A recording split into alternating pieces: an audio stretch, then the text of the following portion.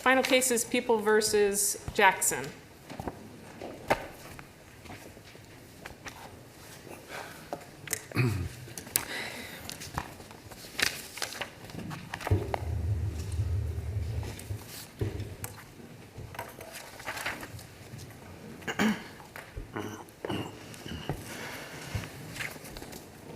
Good morning, counsel.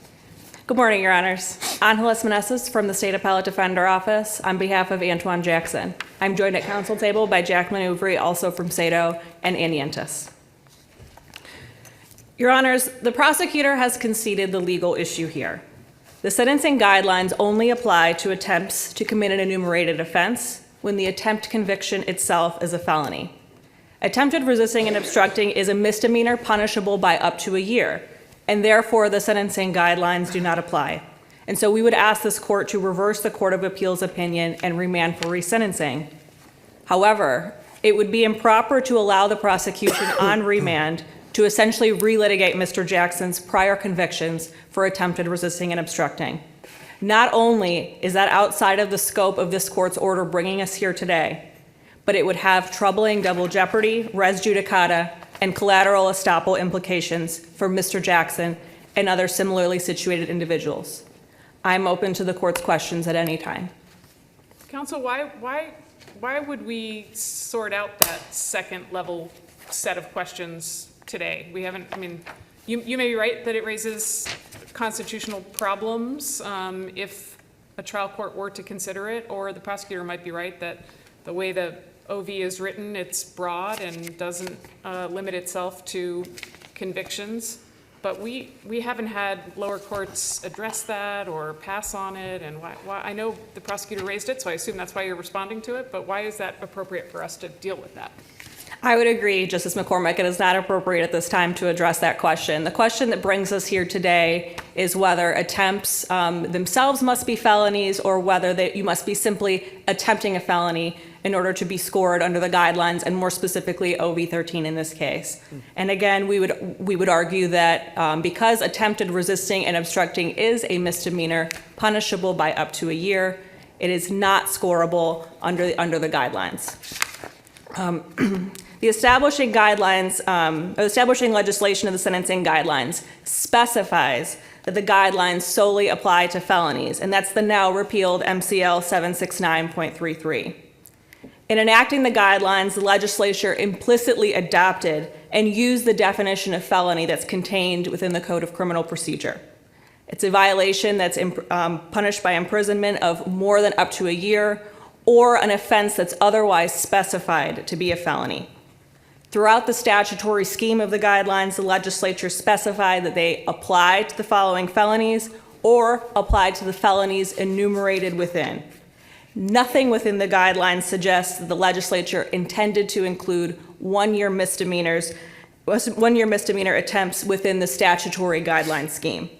And if anything, the legislature's further exclusion of attempts to commit Class H felonies shows an intent to exclude some less severe and arguably more trivial felony attempt offenses from an overarching statutory scheme that applies to all other felony offenses in Michigan. And so MCL 777.19 and the sentencing guidelines in general do not apply to attempted resisting and obstructing. Moreover, OV 13 requires that a pattern of felonious criminal activity in order to be scored. The legislature, this court, and the U.S. Supreme Court have consistently used the term felonies to refer to felony offenses. When the legislature in this court intended us to consider any attempt to commit a felony, whether misdemeanor or otherwise, for sentencing purposes, it has made that intent clear. For example, when considering the habitual offender statutes, or this court's case in People versus Gardner from 2008. Counsel, is it your view that there is consensus between the parties as to whether 777.19 is never applicable for purposes of scoring OV 13 or just not applicable in this particular case?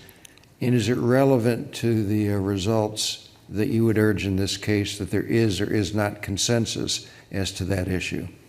Yes, Your Honor, there is consensus that that guideline should not be scored in this case, given the prior convictions that are already present. So Mr. Jackson's prior convictions for attempted resisting and obstructing do not warrant scoring under the guidelines. So yes, there is consensus among the parties with respect to that issue, and both parties do ask this court to remand for resentencing. So we don't have to resolve what I see as the distinct question of whether 777.19 is ever applicable in this context or is exclusively a sentencing statute. It's not a sentence for reforming previous determinations of criminal responsibility. Yes, Your Honor. Where we differ, I would think we would differ from the prosecution, is that we would ask this court to reverse the Court of Appeals published opinion, which says that attempted resisting and obstructing is a Class H felony and should be scored under MCL 777.19. It is our argument that because it is a one-year misdemeanor, it is not applicable under that particular statute. And so to resolve that issue, in addition to further ruling that Mr. Jackson's convictions for attempted resisting and obstructing do not count under the statute. So we would have the lower courts considering what I think we described, the Chief Justice described as some of maybe the subsidiary issues, the Constitution. I don't know, no, that's what you said, but the constitutional and related issues, is that right? Your Honor, the prosecution asked that the trial court be allowed to consider that they be allowed to essentially go back and relitigate whether conduct of Mr. Jackson's that has already been determined to be a misdemeanor by a final judgment entered by the trial court, that they should be allowed a second bite at the apple and allowed to try to prove that there's felony conduct by a preponderance of the evidence, and it therefore should be scored under OV 13. But it is our position that should not be allowed. But they would be attempting in that process to give meaning not only to the Constitution, obviously, but also to the language of the OV 13 statute as well. Could Your Honor rephrase the question? I'm not sure if I In the understand. course of the process of remand that you're urging upon the court, the lower courts would also be considering not only the constitutional issues that might be relevant here, retroactivity, due process, Fifth, Sixth Amendment issues, but they'd also be determining what the meaning is of 777.43C2. Well, this court's ruling in ruling that because the guidelines only apply to felonies and do not consider one-year misdemeanors when scoring would handle the interpretation of MCL 777.19. But to allow the prosecution to go back and again relitigate Mr. Jackson's prior convictions that are already determined to be misdemeanors would certainly implicate the Constitution. Well, but the argument is that Section 2 does require that there be some, maybe not relitigating, but some reforming of the process to look at the underlying issues that may not have been given consideration at that time. I understand it's a very difficult issue to be remanding on, but there is some meaning that has to be given to that process, isn't there? It says for determining the appropriate points under this variable, all crimes within a 5-year period, including the sentencing offense, shall be counted regardless of whether the offense resulted in conviction. Perhaps that wasn't an inquiry that was engaged in at the time because it wasn't believed to be relevant, but doesn't OV 13 seem to make it relevant? Certainly, Your Honor, we must consider all conduct within a 5-year span of the sentencing offense, whether or not that conduct resulted in a conviction or not. And that's certainly what the trial court would be considering upon remand.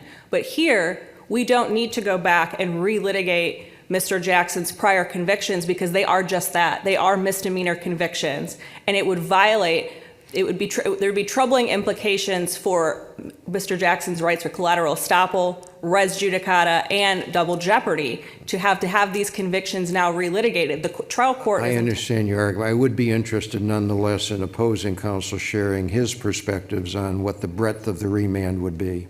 Okay. And Your Honors, I would reserve the remaining balance of my time for rebuttal. Thank you.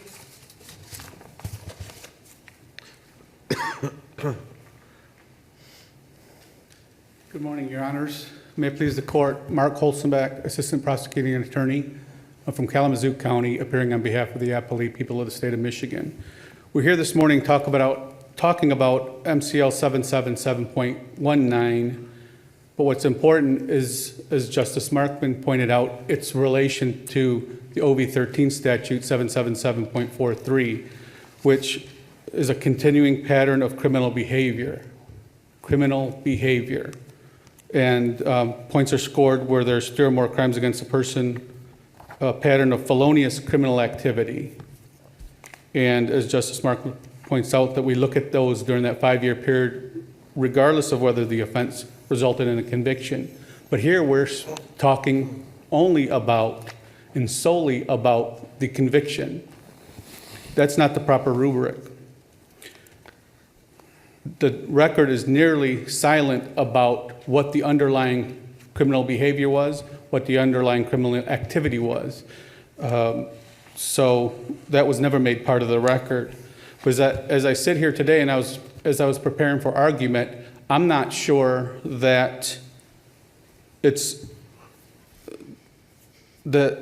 may be the case that the convictions alone may support the scoring of that guidelines, irrespective of the interpretation of 777.19. We're talking about it because the trial court hung their hat on an unpublished decision that implicated that statute. I think it's conceivable that conviction, because of this unique nature of resisting and obstructing, that a court could find by a preponderance of the evidence that felonious criminal activity was committed by the defendant merely by the attempt, resisting, obstruction conviction.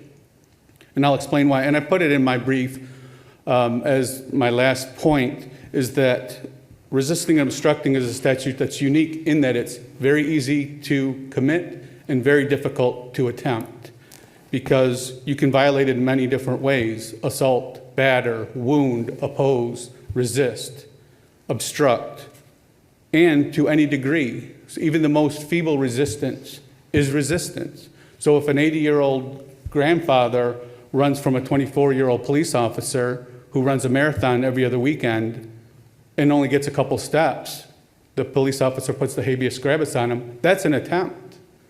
But that's the convicted offense. It's a feeble attempt because it didn't work, but it's a felony, resisting, and obstruction. It's difficult to envision a factual scenario where one has the specific intent to violate the statute, which is a felony, and Can I jump in, counsel? sure.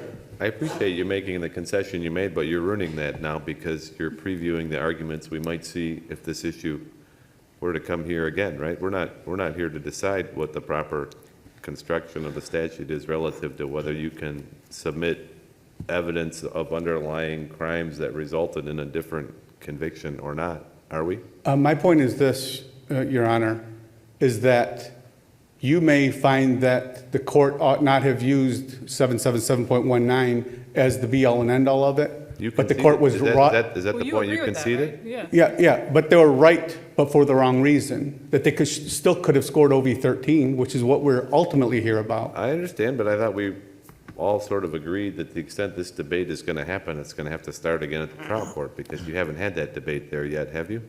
We haven't had that debate, but I think we can have that debate now, because I think if you look at the standard to score the points, the But court we're has not to gonna have a issue an- factual underpinning by a preponderance of the evidence. We're You not can going to get to issue an that. opinion on an issue that's not presented to us, right? Not before us. Or you could deny, leave, and let the record stand, because we're going to get there anyway, because the judge was right for the wrong reason.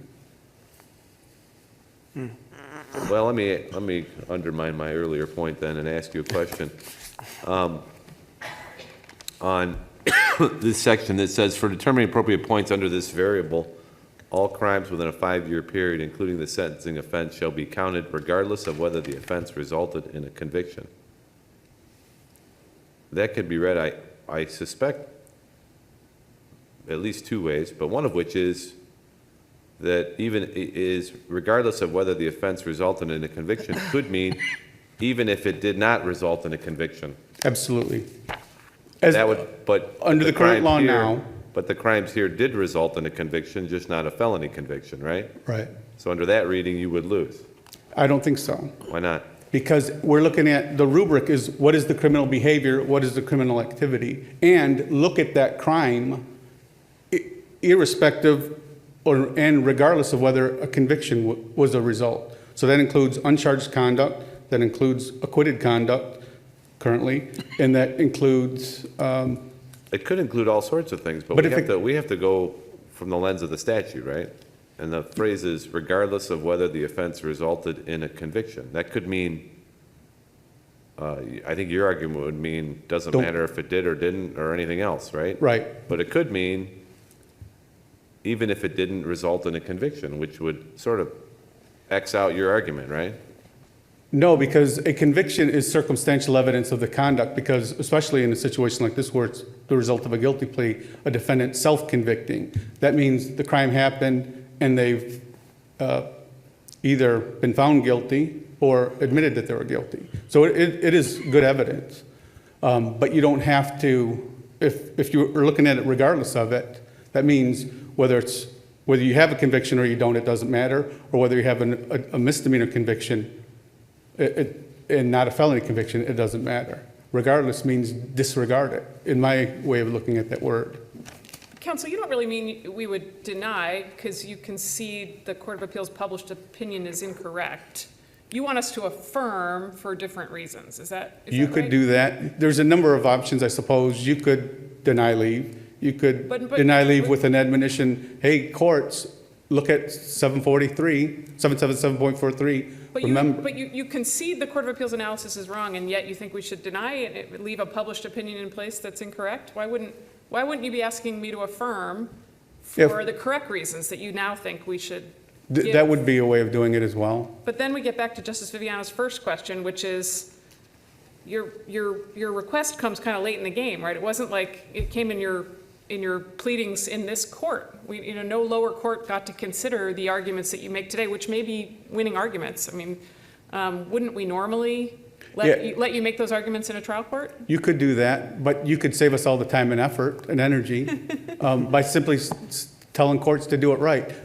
Find error, affirm the conviction and sentence, and admonish the courts to look at 43 and look at the criminal behavior, not the convictions that ensues. Because when you look at preponderance of evidence, according to Cross, you're looking such evidence as when weighed with that opposed to it has more convincing force and greater probability of truth. So we're looking at this, what I believe is a reasonable inference, that because it's hard to attempt R&O, resisting and obstructing, and easy to commit it, regardless of what the conviction is, weighed, so you're looking at that conviction alone against nothing, the conviction alone seems like it has more force. That's why I think, and I didn't think of that at the time I was writing my brief, but as I was preparing for arguments, I think the court, there's a possibility the court was wrong, but right, but for the wrong reasons. So however you fashion Isn't there an element of unfairness if somebody pleads guilty to a misdemeanor attempt R&O, and they think they're resolving that case and those charges and that evidence in a compromise outcome, that to then, and they're not contesting the charges in a trial, the evidence, and presenting their side, to then some time later be able to say, aha, we're still going to use the underlying allegations against you for purposes of punishment in a future case? No. I mean, in other words, shouldn't we now start telling defendants, you're pleading guilty, you think you're resolving this case and these allegations, but you're really not, because if you get in trouble again, something happens down the road, not only will we use against you this conviction, but we're going to use against you all the underlying allegations and the charges that we initially brought, or that we could have brought against you arising out of those facts. Shouldn't we at least give that admonition to everybody who's thinking about pleading guilty? your criminal history follows you. When you're convicted of something. Well, it more follows than you. that, because your criminal history and your lien doesn't have all the allegations that somebody made, right? It just has your convictions. Be a simple world if we could just rely on your criminal history, but you're now saying it's going to be more than that, we're also going to rely on whatever anybody else ever said you did too, right? That was Yes. never tested in court, and you never had a chance to defend against, but we're going to use all that against you too at a lower standard at a subsequent time. But you're only ever being sentenced on the sentencing offense, right? So you're only ever, Well, I think, Limited I to think that. you should be. But- I agree with your, but then that you in the should be, course. but now you're going to have to contest, have another trial and contest and call witnesses from a bunch of other stuff that happened, right? Because you have a right to contest that. If you challenge what you did, you have a sentencing hearing, and that's resolved by a trier of fact, a circuit court judge that we can trust to get it right. You say you didn't do it, witnesses say you did it, they have to resolve by a preponderance of the evidence whether there was in fact a criminal pattern. If it was, then it's going to affect your guideline range, because it's the manner in which you committed the crime and your history that works into our sentencing guidelines scheme. This is the way that it is. I don't think it's unfair. Well, that's to be worked out. There's all sorts of questions, as counsel has mentioned, that'll have to be worked out, which is why I don't think this court's going to be willing to just sort of take a stab at it. So, and First read. in conclusion, I guess in my prayer for relief, I would ask the court to fashion a sentence or fashion an order that essentially affirms the conviction and sentence, or remands or recognize that there was in fact error by the trial court and remand for that error to be rectified. There's nothing improper about when a reviewing court finds that the court committed error, that they get it right, and that's what ought to be done. And whether you short circuit that by simply saying, hey, courts, you have to follow 43, or remand it back to be resolved with a sentencing hearing, I'd ask either one of those be done. Thank you, counsel. Thank you.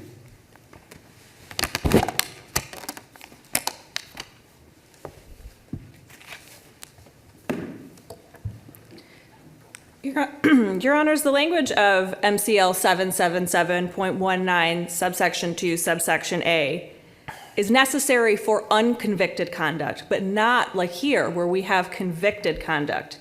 Here, both convictions began as misdemeanor charges and were resolved with misdemeanor charges. The prosecution had every opportunity to charge Mr. Jackson with felony conduct for each of these convictions, and they elected to not do so. And to now give the prosecution the opportunity to go back and relitigate already resolved convictions would be fundamentally unfair. But if we remand for resentencing, these are arguments you'll make to the trial court, I assume, and I bet you have lots of others as well. Sound right? Yes, Your Honor, and respectfully, we would ask that if the court wanted to further resolve this issue, that it could grant leave on this particular issue, seeing as this was not the issue before us today originally. And if the court wanted to, it could do so. And also in the trial court level, we could make these arguments as well, but because the prosecution has raised this argument in their supplemental brief, we would argue that that is a violation of Mr. Jackson's right to due process, his right to collateral estoppel, his right to res judicata, and it has troubling implications for double jeopardy as well to allow the prosecution to go back and relitigate these prior convictions where a final judgment has already been entered determining that conduct to be misdemeanor conduct. And for these reasons, we would ask the court to reverse the Court of Appeals opinion as it is incorrect as a matter of law, to remand for resentencing. Thank you very much, counsel. The case Thank will you. be submitted, and that concludes today's case call.